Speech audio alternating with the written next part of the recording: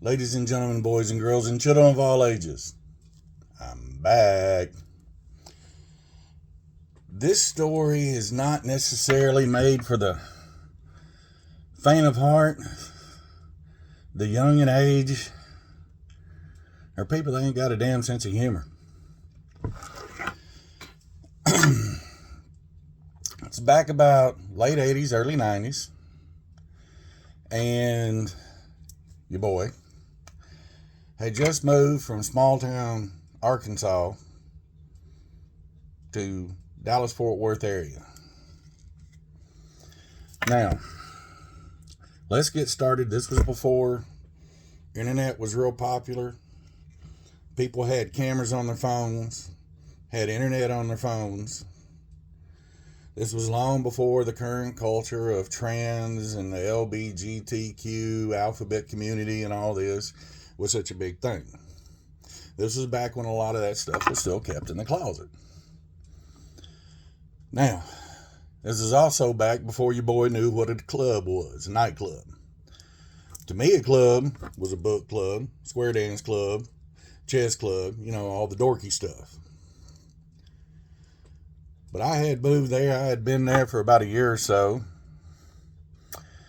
And to me, the big night out was still a bonfire and a bottle of whiskey and a good-looking girl on your arm. Well, I had the girl. I had me a good old red-headed Texas country girl. Tight pair of jeans, boots, the whole 9 yards. And she had friends, and her friends just thought I was adorable with my country-ass accent. I am just a sexy SOB. And we're over at one of them's house, and they're all wanting to go somewhere. And they said, let's go to the club. And I'm like, all I'm thinking of is, what kind of club y'all want to go to on a Saturday night? God bless. That is about some boring ass shit. Because I couldn't find anybody out there knew where to go have a bonfire in an empty field by up a pond or a lake and go off in the woods and go do a little necking. Well, they proceeded to inform me that it was a nightclub, a place where dance and music. Well, I love dancing. I may be a country boy. I could do a little two-step, but I could shake my backside with the best of them. So we went to a few bars, and being typical country boy, I didn't care for beer because you only drink beer. But I did love me some Jack, straight up in a chill glass. Well, me and Jack that night were running buddies, and he was running my butt in the ground. I was just about tore up from the floor up. And all of a sudden, these girls said, let's go see the drag shows. Now remember, I am still from the country. Drag show is some big horse-powered cars that go really fast in one direction. I said, hell yeah, let's go. These weren't the drag shows they were wanting to see. But I didn't discover this till way later. We get there, and I'm looking around, and music's pumping. It's good. We're dancing. There's a lot of guys at this place. Didn't think much of it. I just said, well, I'm glad I showed up here with 3 good-looking women. And one of them's going on with me. Definitely. Because the hunting there was lousy. There's more guys than there were women, and a few girls that were there were kind of fugly. Yeah. After a while, me and Jack got caught up with each other, and he said, hey, you need to go to the bathroom. So I did. I went to the bathroom. Standing there at the wall urinal. Draining the lizard. And about this time, I hear the door open, and, the bathroom is kind of full. And, when I walked in the bathroom, I saw what was guys and girls. Even though it was clearly marked guys. I thought, man, they just let anything go on in here. So it did not really faze me when this tall, good-looking drink of water walks in. Had to be 6'2". Now, any of y'all ever seen Something Like It Hot with Marilyn Monroe? That dress that just comes around, barely covers the boobs, and all that. Well, that's what this woman walking in was wearing. Some nice high heels.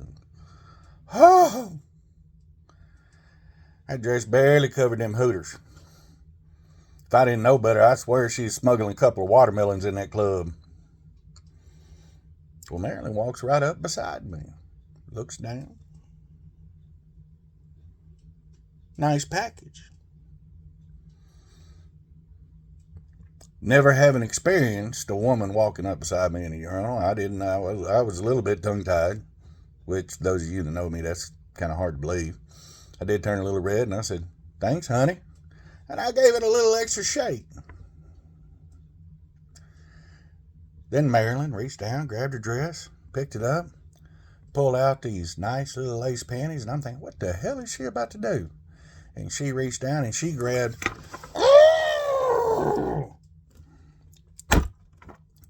A shit little pony would be embarrassed and say, damn, that was a big dick that Marilyn whipped out. And she proceeded to pee like a fire hose. Well, needless to say, my pee crawled up and my dick shrunk and hid. And as I'm zipping it up, she goes, anything wrong, honey? And the only thing my drunk-ass country boy could say, it's got big tits, but it's got a dick. It's got big tits, but it's got a dick. And I started off kind of quiet. And as I'm backing out of this place, I just proceed to get louder and louder and louder to the point I'm screaming, it's got huge fucking tits, but it's got a huge horse cock. My girlfriend sees this. Her and her friends come over there just laughing and giggling. And I think about that time, I look around and realize these ain't some ugly girls. These some dudes dressed as girls. And some of these good-looking girls are dudes dressed as girls and making out with other dudes. Needless to say, my country boy proceeded to freak. Now, in this club in Dallas, we'll call it Village, they had this big Samoan-looking mother. He looked like he swallowed a 69 Ford.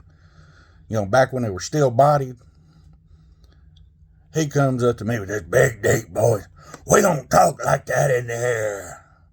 And grabbed me by the neck. And all I could say, it's got big tits, but it's got a dick. Thank God, Big Samoan. I later found out his name was Pee Wee. Yeah, name really set. Was acquaintance of one of the girls. And she said, wait. You don't understand. He's from small town Arkansas. He doesn't know. He's never been to a nightclub before. And one of the first places we took him was here to the Village. He's not meaning no harm. I think he just met one of your special customers in the bathroom, and he's a little shocked. I don't think he's ever experienced this. Now remember, this is before stuff came out on TVs like it does. This was even before they started really rating movies PG-13 and shit. You damn sure didn't have access to porn like this. Well, all of a sudden, this big, deep boy, Samoan, oh, honey, puts his arm around my neck. You didn't know you were in a gay club. I'm in a what club? A happy club? No, honey, a gay club where men like men. At this point, it really set in. It set in like an 18-wheeler running over my butt for the second time in my life. Yes, I've been run over by an 18-wheeler. Once actually, and now it felt like I'd been run over an 18-wheeler. Everything was just setting in. I sobered up real quick. The girls thought it was hilarious, walked me over to the bar. All these bar patrons thought this story was hilarious. And they proceeded to get this very straight country boy drunk again. Now, me and my girlfriend had slept together at this point in time. But all of a sudden, I was just getting real curious, and I called them over one at a time, and I proceeded to grab to make sure that I was hanging out with a bunch of chicks and not a few dudes. It was an eye-opening experience. I mean, you got to understand. I still thought you went out to eat at 6 o'clock. You went to the 7 o'clock movie and you were home getting ready to go to bed at 10 o'clock at night. Well, when the story came out, the song came out, the Freaks Come Out at Night, I really, at this point in time, knew what it meant. Now, to say this, I will specify, I have gone back several times to the Village, Still Straight, because they had great music,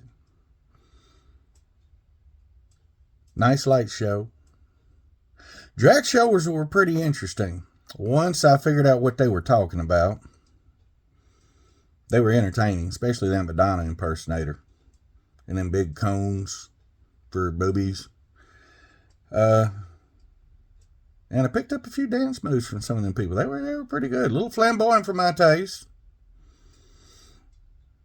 But I promise you, I never went home with anybody from there.